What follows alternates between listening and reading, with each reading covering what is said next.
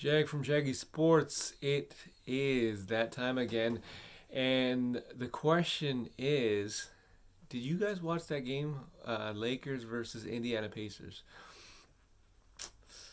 I don't know what the hell happened in the fourth quarter, but I'll just get two words for you. Karis LeVert off the Indiana Pacers. That's exactly what happened last night. Before I get started, subscribe to this channel, like this video, and comment on the video itself. So the question is, what the hell do the Lakers do?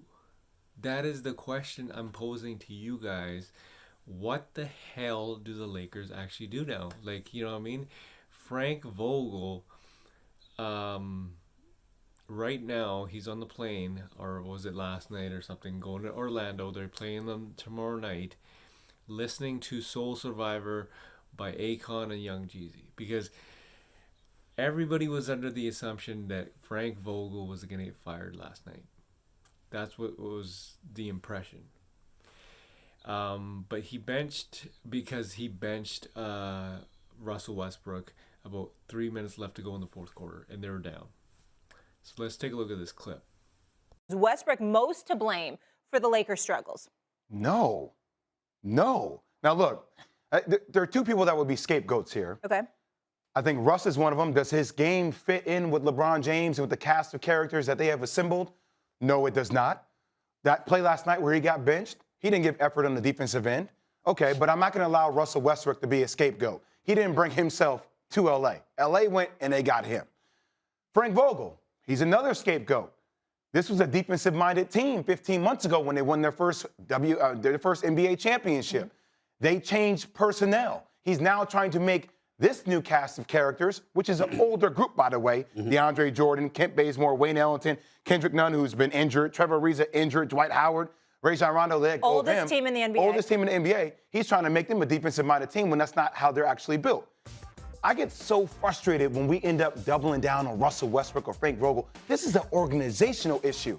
There is not one damn voice, Stephen A. Who is making the right decisions here? Rob Pelinka and company. Is that Rob Pelinka? Is that Rich Paul, LeBron James, Jenny Buss, Kurt Rambis, who's now sitting in coaches' meetings? What is going on? Why is there not one voice? Because Rob Pelinka and company are the ones that put together this cast of characters that you're asking now, can it work? You need shooting around these guys. When you can't provide that around the style in which they play, of course they're going to struggle. And they're horrible defensively.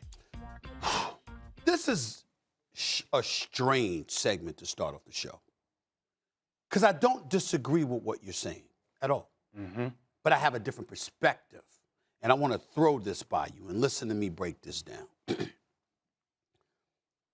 I don't think it's Russell Westbrook's fault.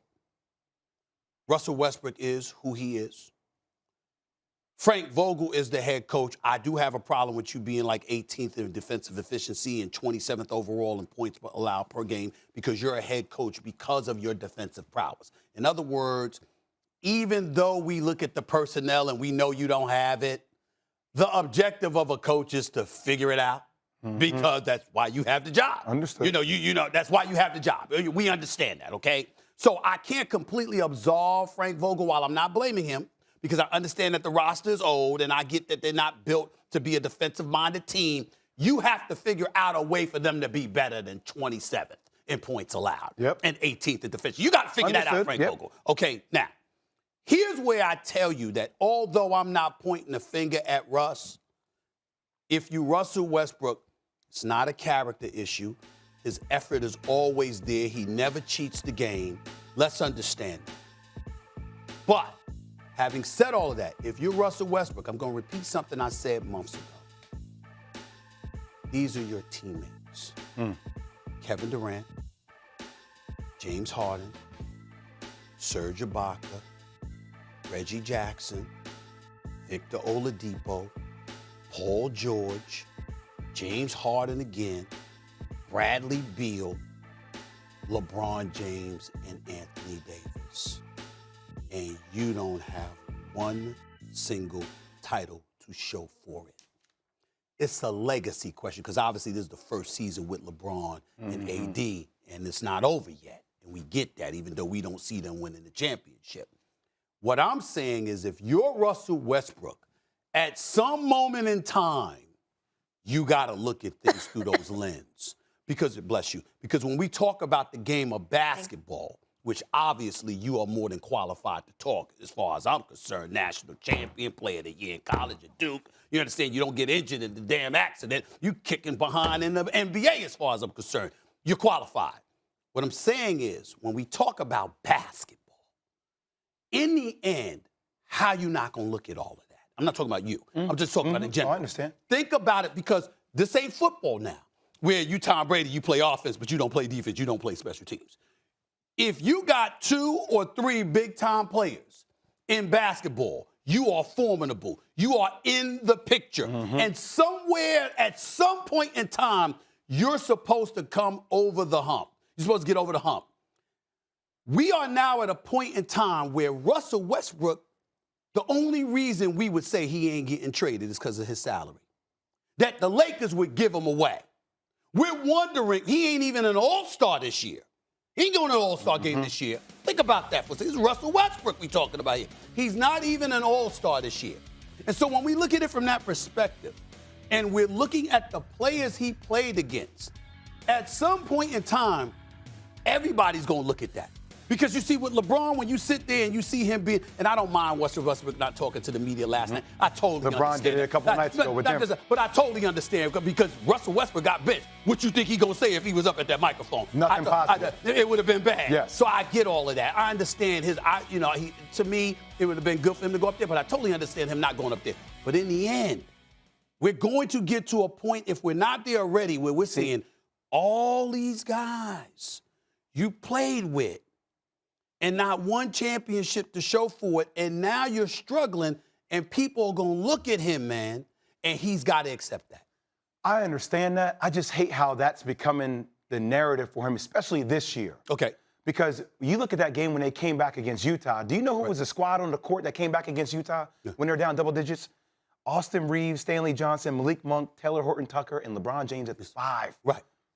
Shooting, Stephen A. I agree. Shooting around him. So the personnel that Rob Pelinka and company put him with, it doesn't mesh That's well. fair, Jay. But here's the flip side, because we got to be honest here. We know, and I don't say I'm not going to say pighead. I'm not going to say, because I'm not trying to attach a negative connotation to it. But Russ is strong-willed. Russ believes in Russ. I was in Houston one time when he was being interviewed, and they talked to him about D'Antoni. He was like, I'm going to play the way that I play. Okay? You know, when he was in Washington, he said, I'm going to play the way that I play. When he was in Oklahoma City, he said, I'm going to play the way that I play. When he arrived in L.A., he said, I'm going to play the way that I play. And what we all been saying is perimeter shooting is an issue.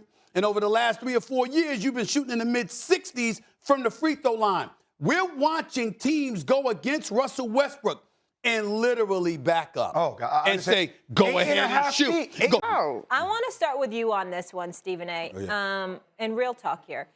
Could this be the end of Russ as we know him, Russ the superstar? It could be. He just hasn't been that impressive. Weeks ago, I heard him loud and clear when he alluded to the coaches. And he said, they got me all over the place. They tell me one thing and then they tell me another. I'm paraphrasing because I don't remember the exact quote. But that's along the lines of what he was saying. So that gave an indication that stuff they weren't on the same page. What really alarmed me last night, I said, hey, he hit 4 of his 6 3-point shots. That's an aberration because he's shooting 30% from 3-point range. Okay? Even though he shot 5 of 17 from the field overall. He's averaging over 4 turnovers a game. That's not great. But here's the thing that really stood out for me, Monica. I'm watching it, and everybody was making a big deal about Caris LeVert blowing by him for that one play that ultimately led to him getting yanked and benched for, pretty much the remainder of the game. And then you read the story on ESPN.com, and it says the scouting report specifically said, keep him off his right hand. He wants to use his right hand and drive to the basket. Whatever you do, don't let him do that. Make him go to his left hand. And he obviously didn't do that. LeVert drives right by him and scores a basket, and that was a problem. So we get all of that. My bigger issue is this. If you read between the lines, so the coaching staff went to management.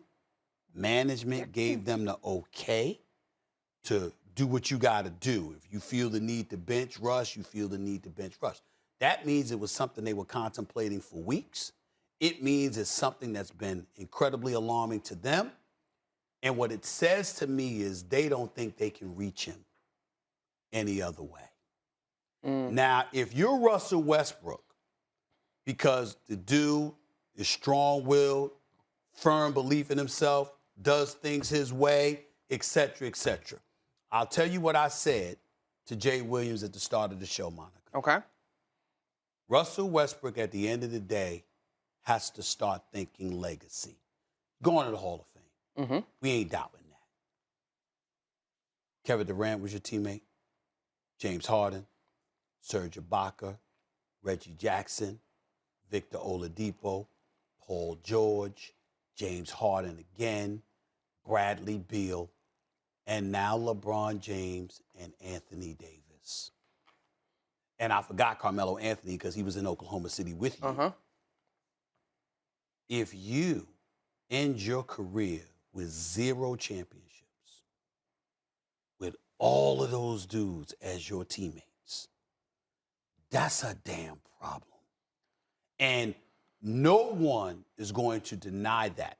You can't, with Russell Westbrook, you can't just look at this Lakers team.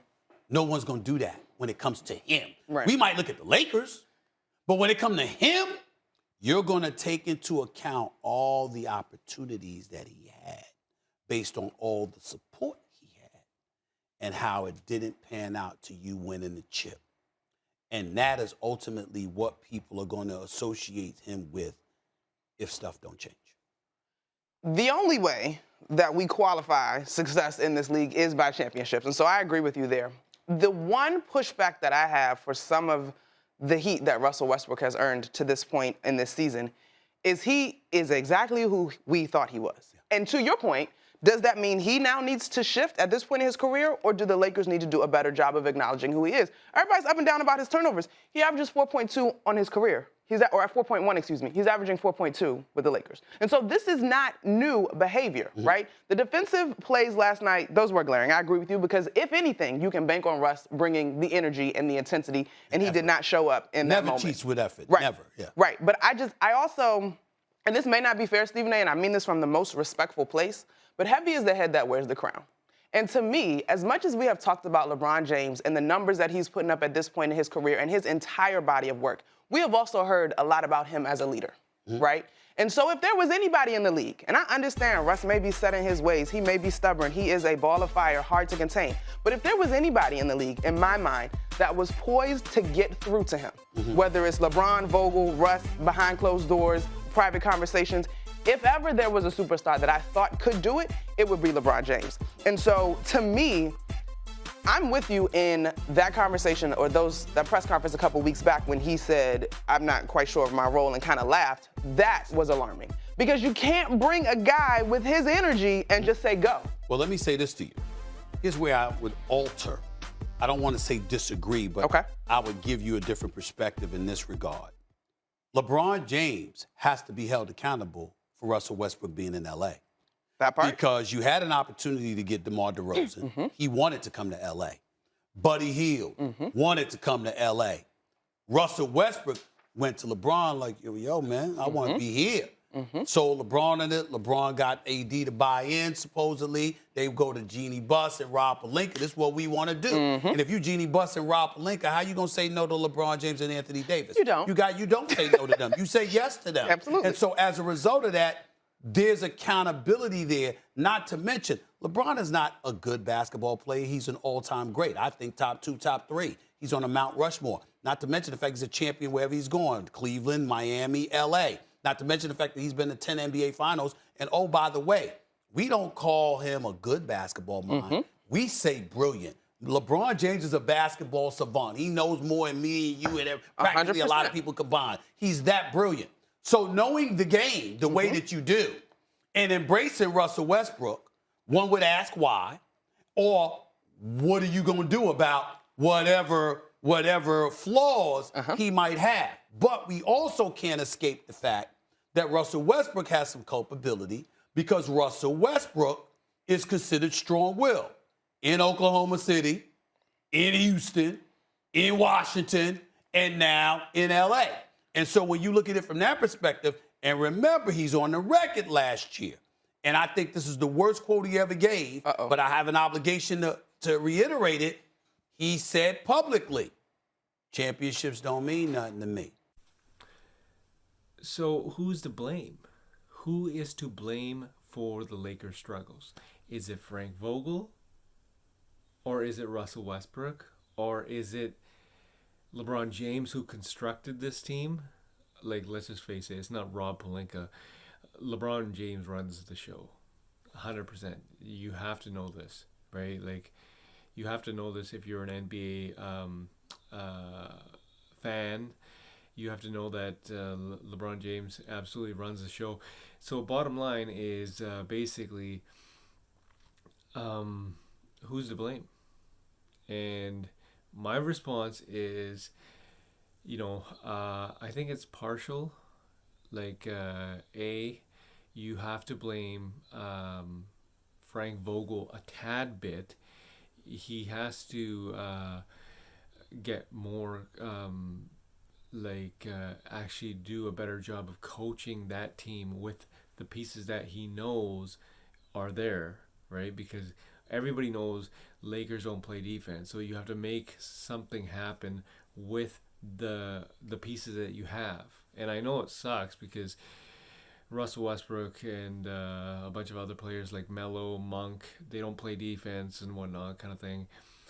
But another thing is Russell Westbrook, right? Like Russell Westbrook basically takes erratic shots. He's phenomenal when he goes to the basket. Well, not all the time, but like when he goes to the basket, he's a beast. But he's got to change his game, and Melo changed his game. Like he knows he's a bench guy, and maybe that's what Russ needs to do. But I've never seen a guy who makes $44 million come off the bench. But he's got to do what's best for the team. I recommend either trade him, and I said this in a couple of videos ago, like long time ago. Either you trade Russell Westbrook or you bench him. And kudos for Frank Vogel for having the guts to actually do that. Apparently, he got the okay, the green light from management to allow that to happen. So, who knows what's going to happen in the Orlando game? I don't see Russell Westbrook playing in the last couple of minutes, just because of the fact that he's so erratic with the ball when the pressure's on him, the clock is ticking down. He's not a clutch player at all. He is not a clutch player whatsoever. So, leave me a comment and leave me a comment and tell me what you guys think. What the hell should the Lakers do? You know what I mean? Like, you're wasting LeBron James' time because it's year 19, but at the end of the day, he wasted his own time trading away young assets for Russell Westbrook. That's what my opinion was when it happened.